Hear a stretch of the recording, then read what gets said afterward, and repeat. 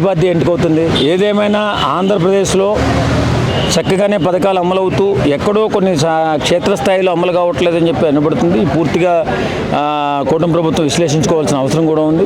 అలాగే జగన్మోహన్ రెడ్డి గారు కూడా ఈ మధ్యకాలంలో కొంచెం విమర్శలు చేస్తున్నారు తప్ప అసెంబ్లీకి వెళ్ళట్లేదు.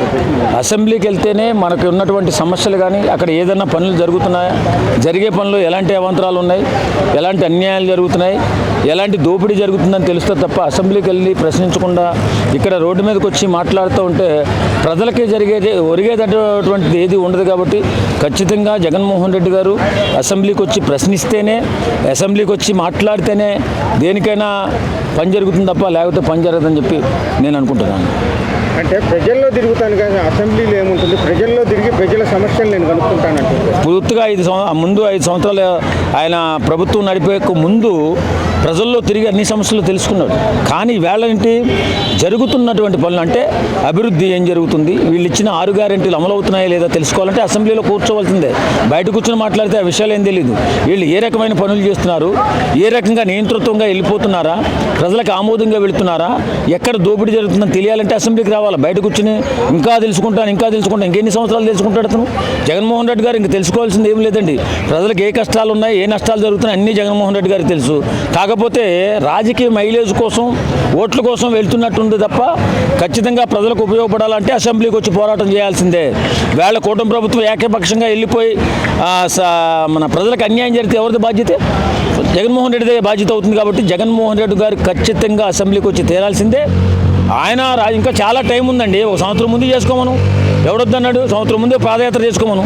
అంతేగాని ఇప్పటి నుంచే పాదయాత్ర చేస్తా, పడుకునే యాత్ర చేస్తా అంటే మాత్రం ప్రజలు అన్యాయం అయిపోయే అవకాశం ఉంది. కాబట్టి జగన్మోహన్ రెడ్డి గారిని రమ్మనండి, పోరాటం చేయమనండి, ప్రజల పక్షాన్ని నిలబడండి.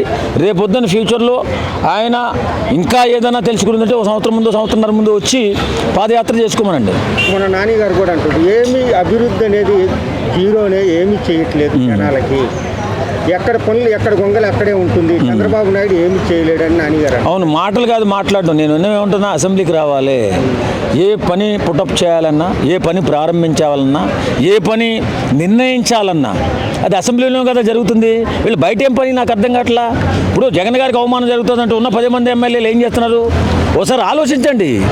ఆలోచించకుండా ఏదేదో అయిపోయింది, ప్రజలు అన్యాయం అయిపోతుందని మీరు బయట గోల్ చేసినంత కాలం మీరు రాజకీయంగా బలపడలేరని చెప్పి ఈ సందర్భంగా మేము తెలియజేస్తున్నాం.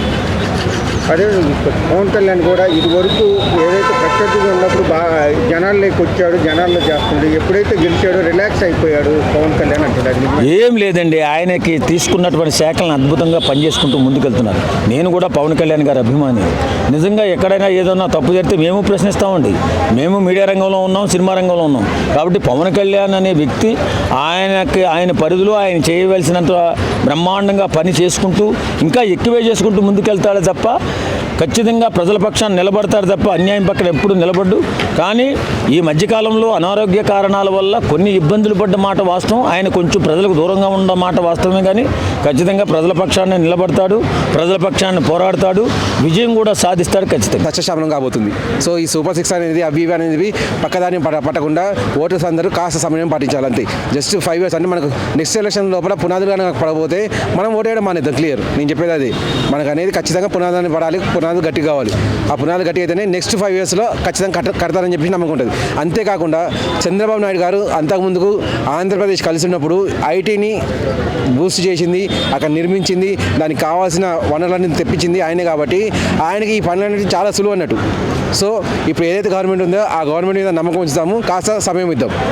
అదే తీసుకోవచ్చు. మామూలుగా ఒక పక్కన అలా ఐటీ రంగము ఏపీ ఏదో అభివృద్ధి చేస్తాడని చెప్పి తీసుకొని వచ్చాము, కానీ అభివృద్ధి ఏం చేయట్లేదని జనాలు కూడా కొంతమంది.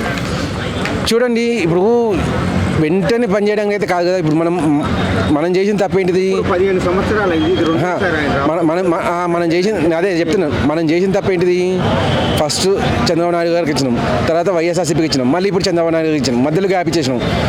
వరుసగా ఎవరికైనా ఒకరికి ఇచ్చేసి ఉంటే ఈ పాటికల్లా ఆంధ్ర అనేది తెలంగాణ దాటి వెళ్ళిపోయేది ఎప్పుడు ముందుకు. ఈవెన్ ఇప్పుడు కూడా తెలంగాణ కంటే వెనుకేం లేదు, ఆంధ్ర అనేది బాగానే ఉంది. కాకపోతే కావాల్సినంత స్పీడ్ అనేది ఇంకా అందుకోలేదంటూ. ఇప్పుడు జరిగింది ఓన్లీ 2.5 ఏళ్ళే కాబట్టి కావాల్సిన 5 ఏళ్ళకు మనం బేరీజ్ వేసుకోవాలి మొత్తం. ఇప్పుడు ఏపీలో కాంగ్రెస్ పునరుద్ధరణ అయ్యే అవకాశం ఉందంటారా?